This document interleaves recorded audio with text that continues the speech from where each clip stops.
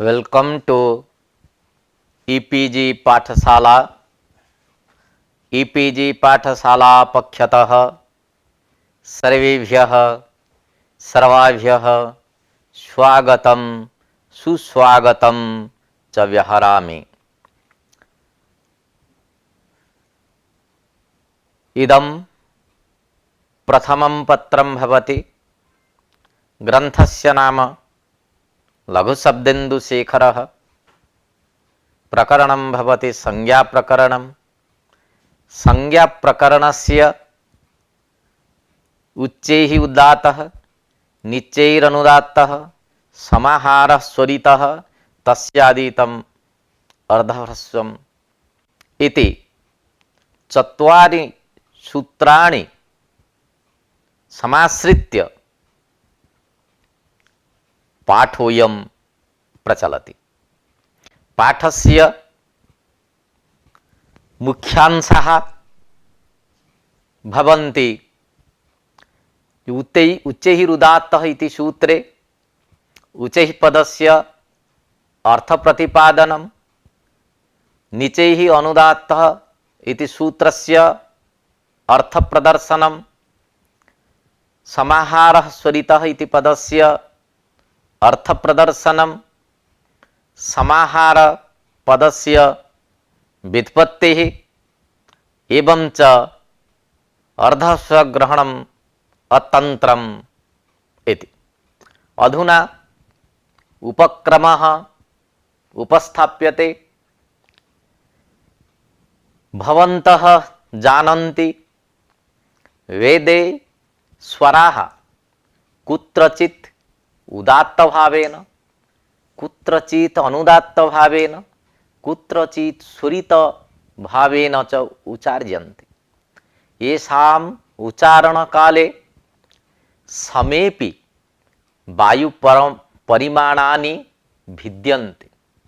यथा ह्रस्वोदात्त, ह्रस्व अनुदात्त, ह्रस्व स्वरितानाम् एकैकस्य उच्चारणकालः एकमात्रा इति सत्यं। परन्तु प्रथमे वायुपरिमाणम् अधिकं, द्वितीये अनधिकं, तृतीये एकस्मिन् अर्थे अधिकम् अपरस्मिन् अर्थे च न्यूनम्।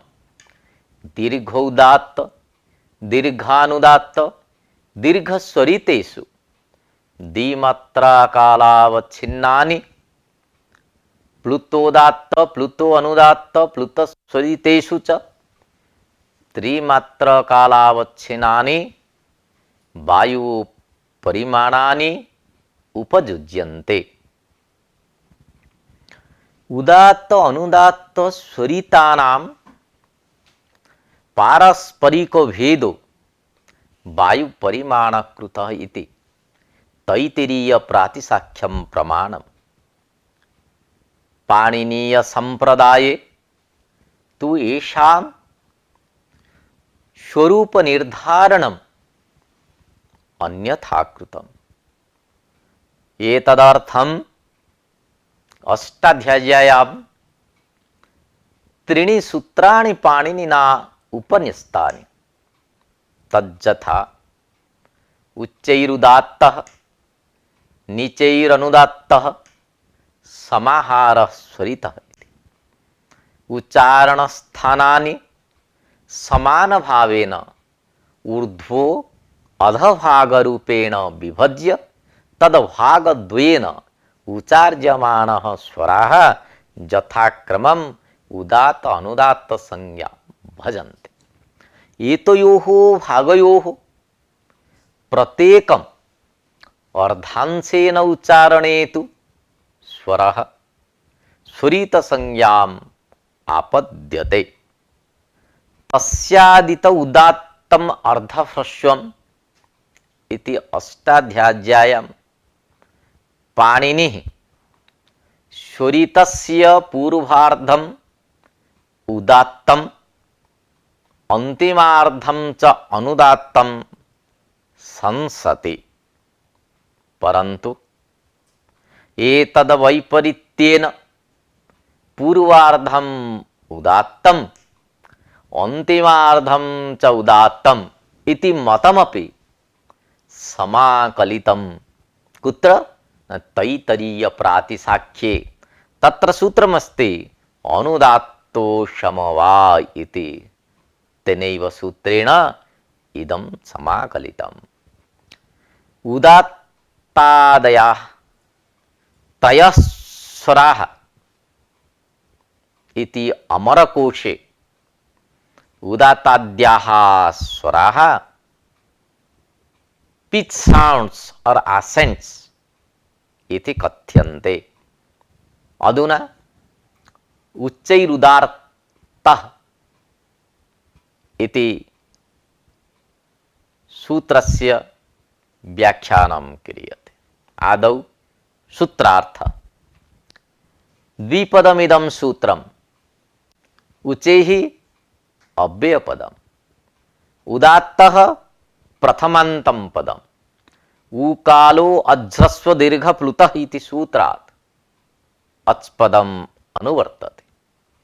उच्चैः ह्रस्व दीर्घ प्लुतः अच् उद्देश्यः उदात्तः विधेयः। उच्चैः दीर्घ ह्रस्व दीर्घ प्लुतः अच् संज्ञे उदात्तः संज्ञा। तल्वादेषु सभागेषु स्थानेषु ऊर्ध्वभागे निष्पन्नः अच् उदात्त संज्ञः स्यात् इति सूत्रार्थः दीक्षितेन सिद्धान्त कौमुद्यां प्रदर्शितः। अधुना उच्चैः इति शब्दार्थः विविच्यते। अत्र सूत्रे श्रवण प्रयुक्तम् उच्चैस्त्वं न गृह्यते यतः उपांशु प्रयोगे सूक्ष्म उच्चारित प्रयोगे उदात्त लक्षण भूत संज्ञायाः लक्ष्ये अगमन रूप दोषः स्यात्। यपादौ उपांशु प्रयोग भवति सूक्ष्मोच्चारित प्रयोगे उदात्त व्यवस्था न संभवति।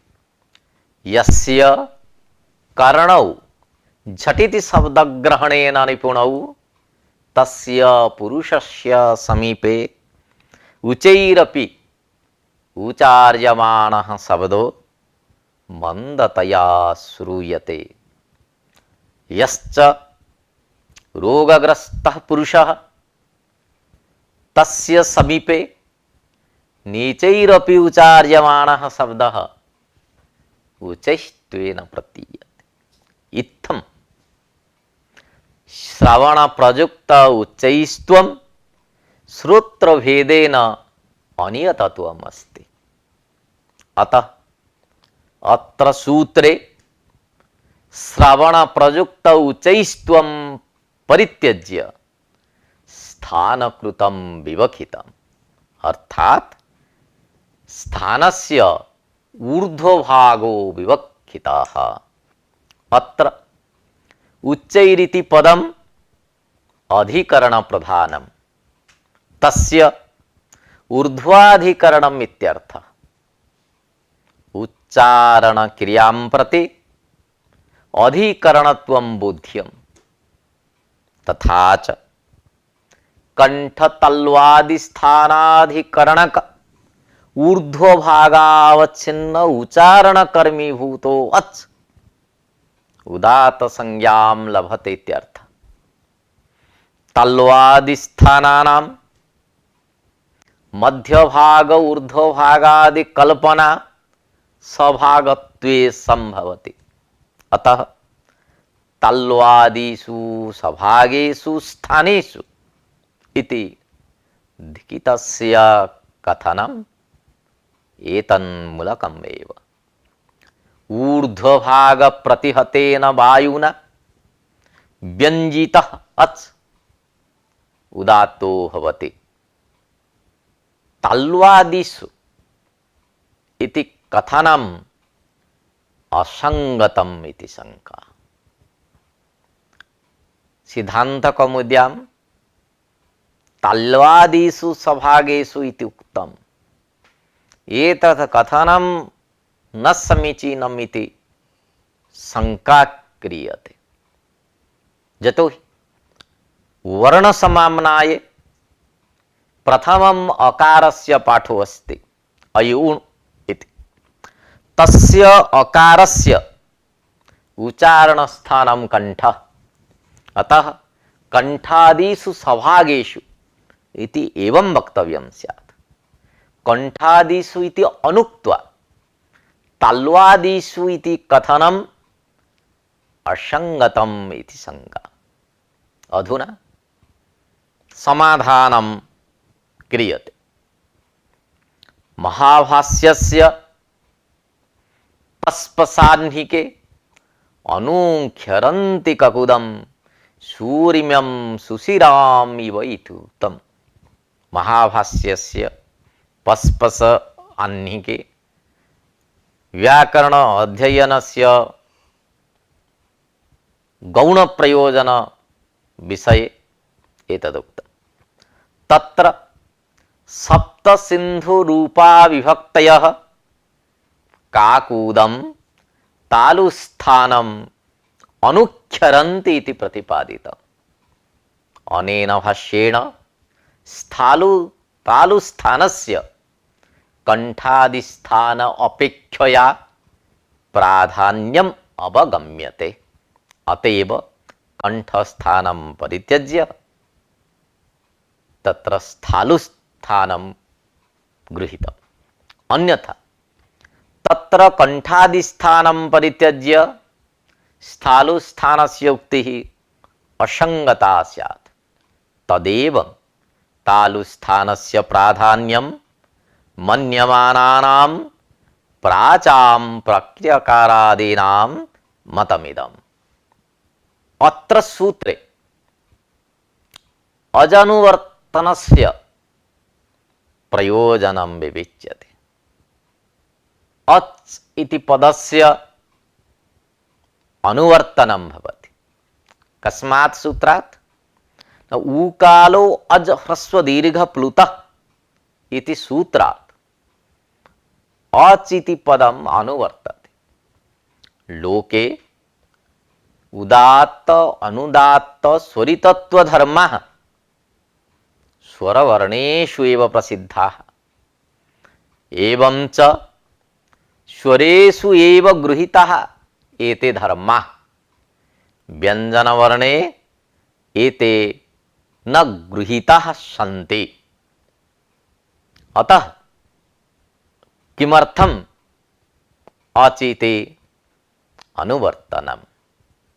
किन्तु अचः एव एते धर्माः सन्ति, अतएव अनुवर्तनं कृतम्।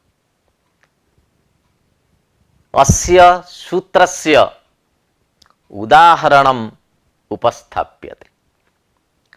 अस्य उचैरुदात्त सूत्रस्य उदाहरणं भवति आ ये इति।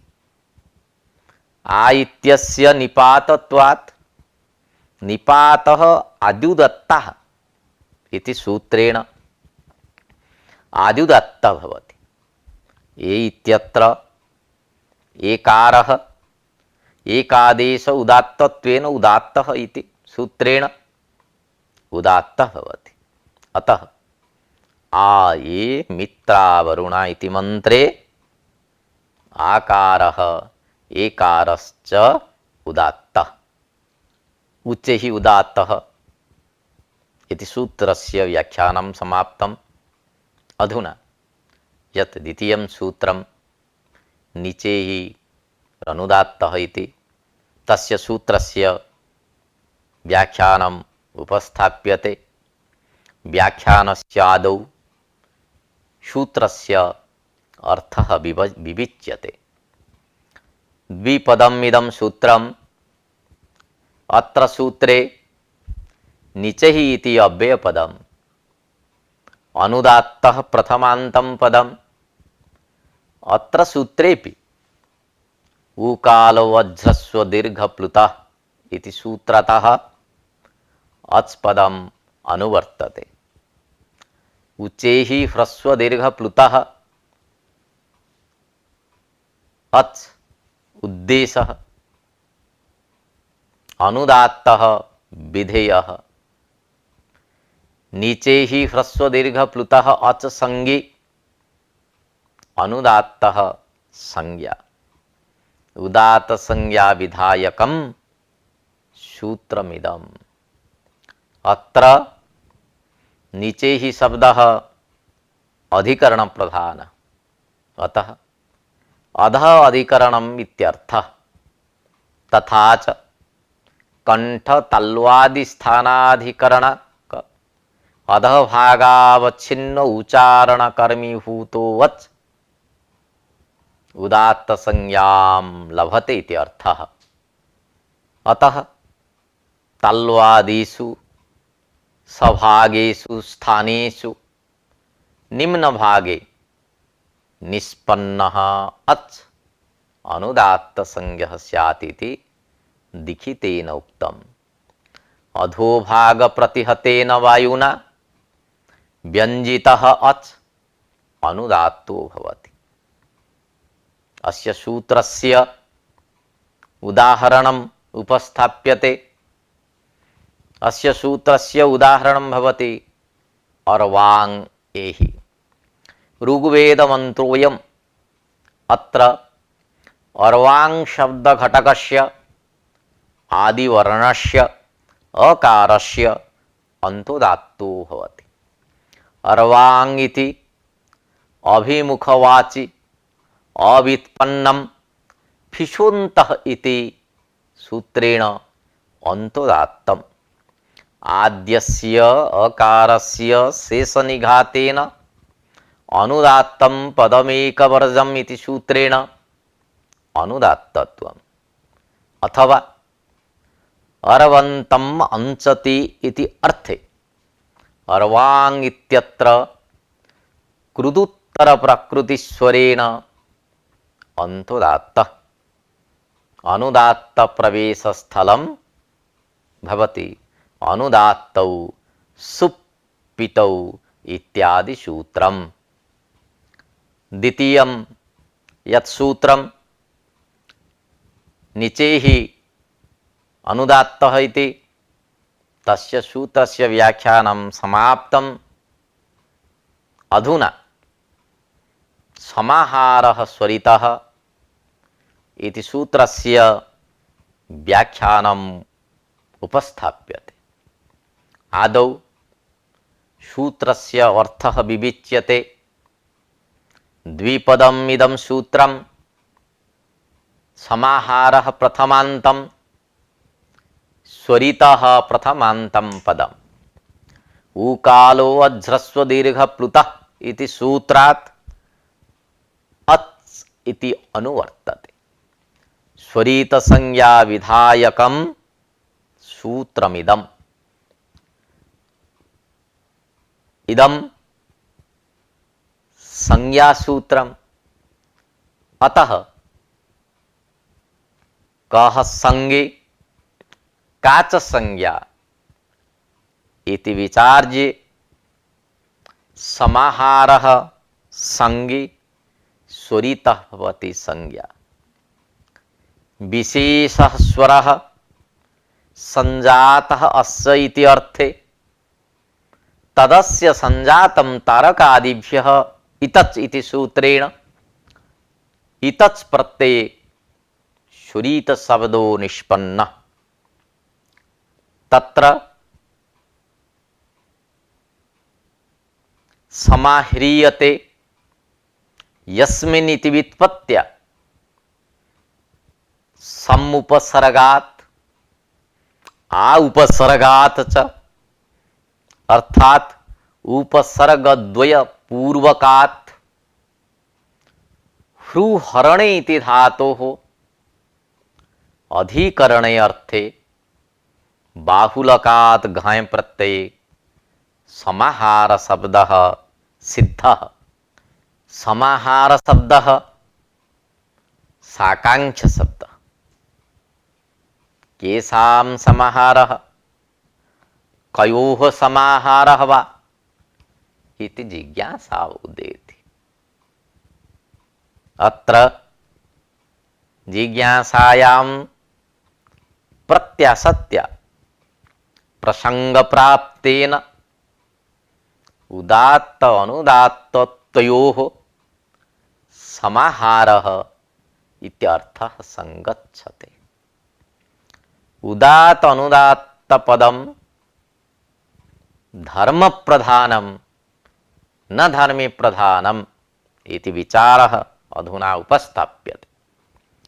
एकस्मिन् धर्मिणि परस्पर विरुद्धयोः उदात्तत्व अनुदात्तत्व धर्मयोः अवस्थानं न संभवति। अतः उदात्त अनुदात्तत्व रूपः एको धर्मः दुर्लभः। एवं च उदात्त अनुदात्तत्व रूप धर्मिणोः समाहारः नाम मेलनम् अपि न संभवति। अतएव सिद्धान्तकौमुद्यां वृत्तौ उदात्त अनुदात्तत्वे वर्णधर्मौ समाह्रियते यस्मिन् शोवच् सुरितसंज्ञः स्यात् इति उक्तं दीक्षितेन। अर्थात पूर्वसूत्रे उदात्तानुदात्त पदयोः धर्मपरत्वेपि इह अनुवृत्तयोः तयोः लक्षणया धर्मपरत्वं स्वीक्रियते। अर्थात उदात्तत्वम् अनुदात्तत्वं च पदं धर्म प्रधानम्। समाहार शब्दे अधिकरणे घञ् प्रत्ययः विधीयते। एवं च उदात्तत्व अनुदात्तत्वे यत्र समाह्रियते स स्वरितसंज्ञो बोध्यः। इतरेतरयोगद्वन्द्वेपि समस्यमानपदयोः विशेषणत्वे तद्वृत्तिधर्मयोः अपि विशेषणत्वेन तयोः समूहे त्वप्रत्ययेन उदात्त अनुदात्तत्वे इति प्रयोगः समीचीनः। अतः सिद्धान्तकौमुद्यां वृत्तौ उदात्त अनुदात्तत्वे इति उक्तम्। अत्र उदात्तत्व अनुदात्तत्वे इति प्रयोगः भवति। एवं च उदात्त अनुदात्तत्वे इत्यपि प्रयोगः समीचीनः। अधुना समाहार शब्दस्य व्युत्पत्तिः प्रदर्श्यते। समाह्रियते यस्मिन् इति व्युत्पत्त्या अधिकरणे अर्थे घञ् प्रत्यये समाहार शब्दो निष्पन्नः। परंतु करणाधिकरणयोः इति सूत्रेण ल्युट् प्रत्ययेन घञ् प्रत्ययस्य बाधो जायते। अतः घञ् प्रत्ययो न स्यात् इति आशंक्य बाहुलकात् अधिकरणे घञ् इति नागेशेन समाहितम्। अन्ये तु समाहरणं समाहारः इति भावघयन्त समाहार शब्दात् अर्षादिभ्यो अच् इति सूत्रेण अच् प्रत्ययं विधाय साधुत्वं प्रतिपादयन्ति। एवं प्रकारेण व्युत्पत्तिद्वयं व्याख्याकारैः प्रदर्शितम्। पाणिनिना उच्चैरुदात्तः नीचैरनुदात्तः समाहारः स्वरितः इति सूत्रत्रयं प्रणीतम्। अस्य सूत्रस्य प्रयोजनम् आलोच्यते। उदात्त अनुदात्त स्वरितानां लोके वेदे च प्रसिद्धिरस्ति। ततः एव व्याकरणेऽपि सिद्धि स्यात्। अतः यं त्रिसूत्रे स्पष्टार्थ इति नागेशेन प्रोक्तम्। उच्चैरुदात्तः नीचैरनुदात्तः समाहारः स्वरितः इति सूत्रत्रयं स्पष्टार्थं बोधयितुं पाणिनिना प्रणीतम्। अन्यथा लोकप्रयोगात् वेदे व्यवहृतात् बुध्यते। चतुर्थं सूत्रं भवति तस्यादीत उदात्तम् अर्धह्रस्वम्। अस्य सूत्रस्य व्याख्यानं प्रस्तूयते। आदौ सूत्रार्थः उपस्थाप्यते। अत्सूत्रे चत्वारि पदानि सन्ति। तस्य षष्ट्यन्तम् आदितः इति अव्ययपदम्, उदात्तं प्रथमान्तम्, अर्धह्रस्वं प्रथमान्तं पदम्, अर्धं ह्रस्वस्य तद् अर्धह्रस्वम्, अर्धं नपुंसकम् इति सूत्रेण अत्र तत्पुरुष समासः। अत्र तस्य शब्देन किं गृह्यते इति जिज्ञासा उदेति। यतोहि तस्य इति सर्वनामपदं वर्तते।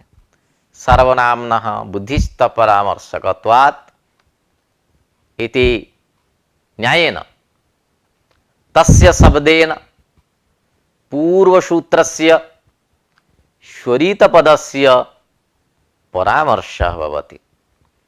स्वरितस्य आदितः अर्धम् उदात्तं बोध्यम्, उत्तरार्थं तु परिशेषात् अनुदात्तम् इति सूत्रार्थ फलितः।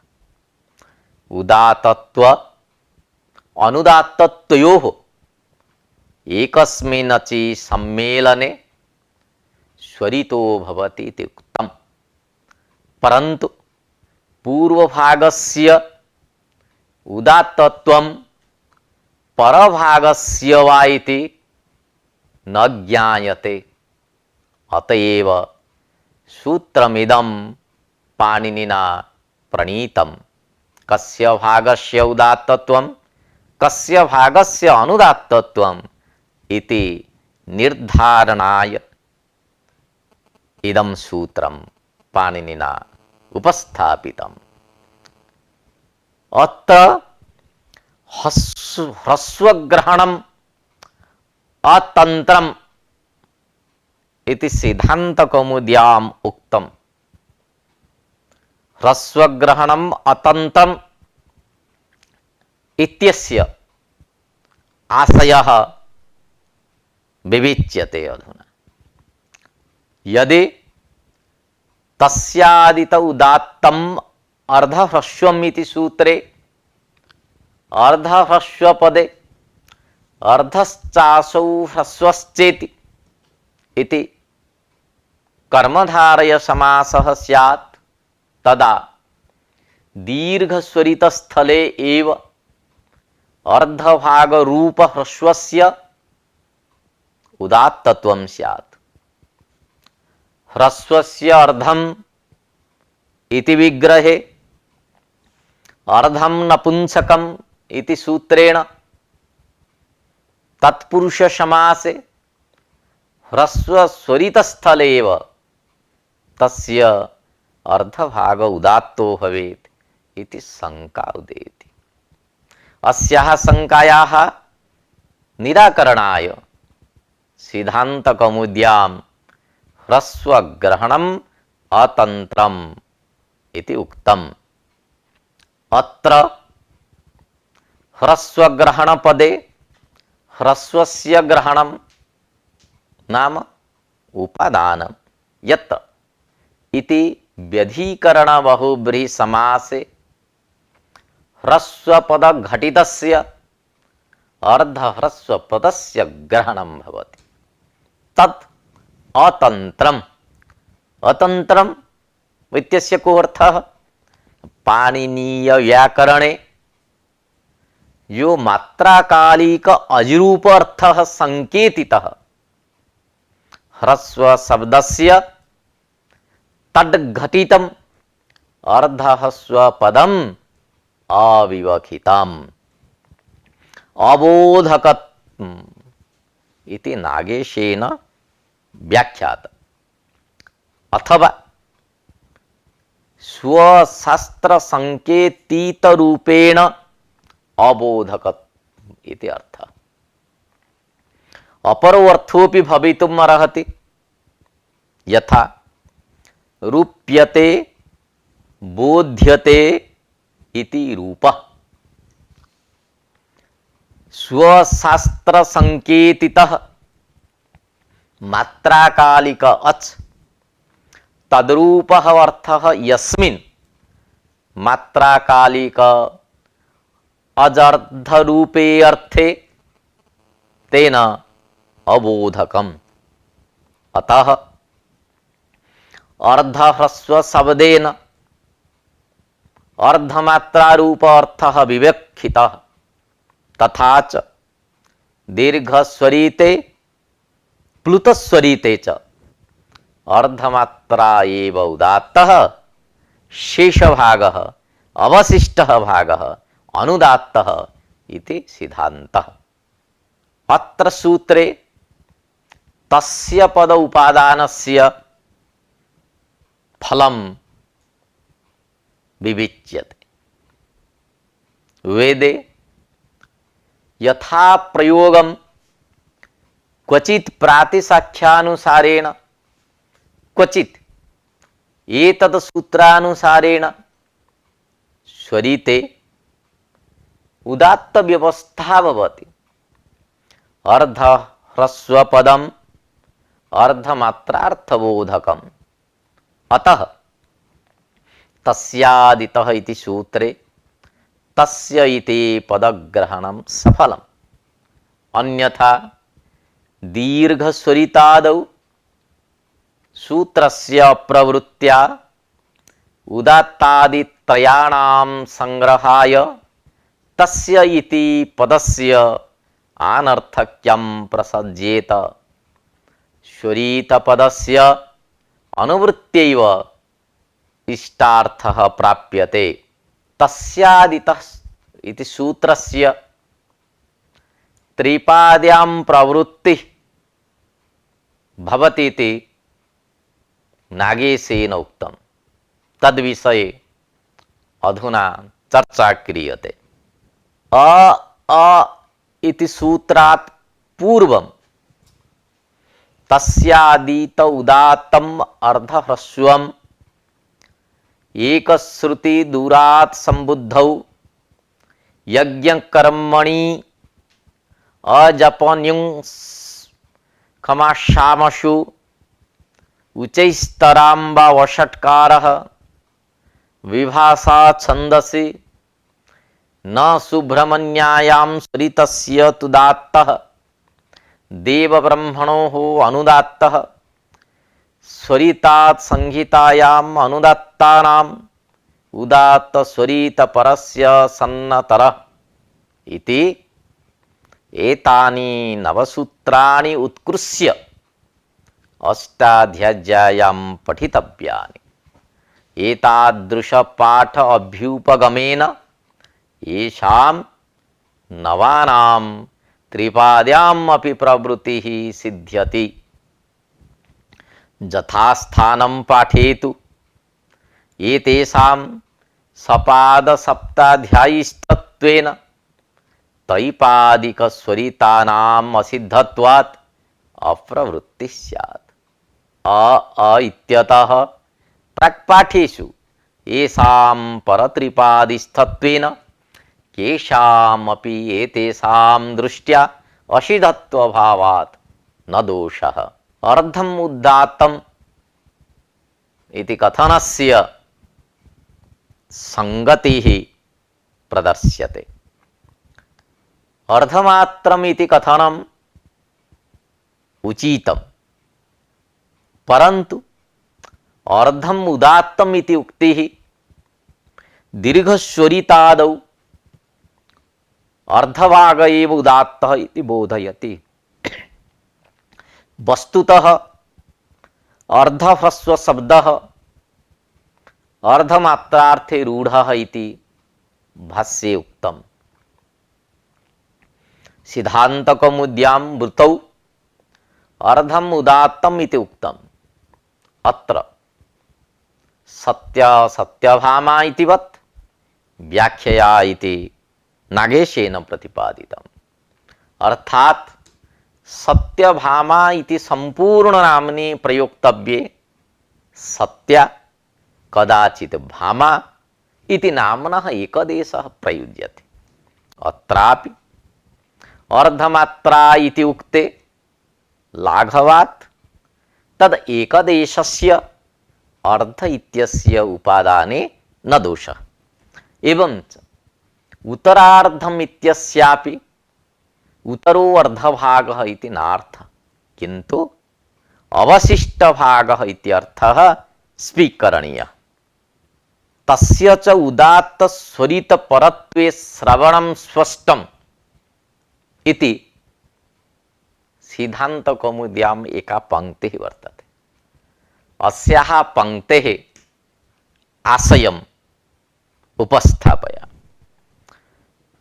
तस्य नाम अनुदात्तस्य उदात्त स्वरितयोः परत्वे सति श्रवणं स्पष्टम्। अत्र परत्व उपस्थितः अनुदात्तः अपेक्ष्यते। उत्तरभागो अनुदात्तः शेष निघातेन कदा भवति न यदा स्वरितात् परः स्वरः स्वरितः स्यात् अथवा उदात्तः स्यात्। उदात्तश्च स्वरितश्च उदात्त स्वरितौ। उदात्त स्वरितौ परौ यस्मात् स्वरितात् श उदात्त स्वरित परः तस्य भावः उदात्त स्वरित परत्वम् तस्मिन् उदात्त स्वरित परत्वे। अर्थात यस्मिन् स्वरिते उदात्त परत्वम् स्वरित परत्वम् उदात्त स्वरित परत्व अभावे उदात्तस्य एव श्रवणं भवति इति प्रातिसाख्ये प्रोक्तम्। तदुक्तं प्रातिसाख्ये अनुदात्तः परः शेषः स उदात्त श्रुतिर्न चेत् उदात्तं वा उच्यते किंचित् स्वरितं वाक्षरं परम्।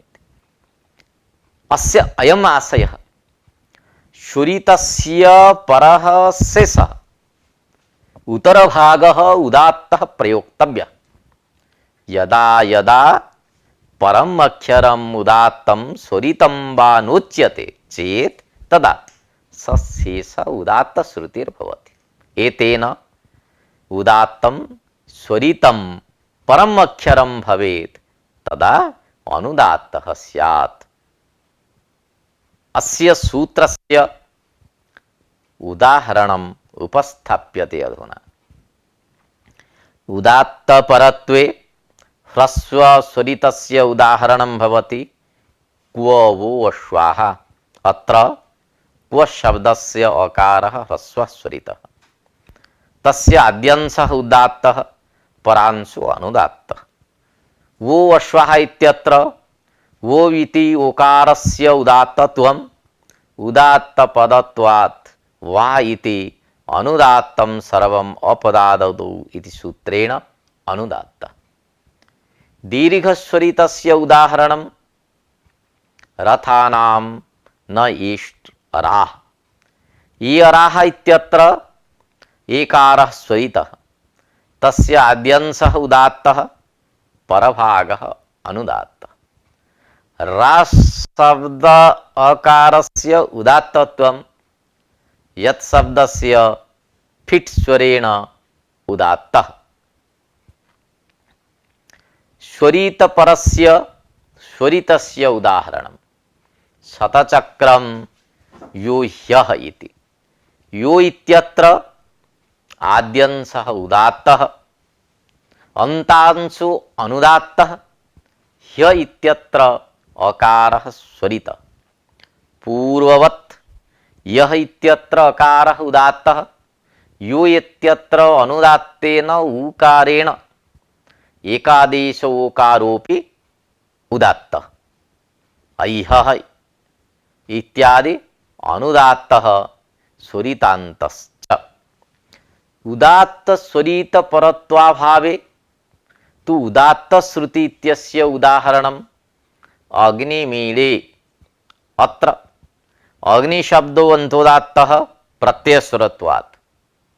अग्नि इत्यत्र इकारः उदात्तः अकारः अनुदात्तः। एकारः स्वरितात् संज्ञायां सूत्रेण एकश्रुति।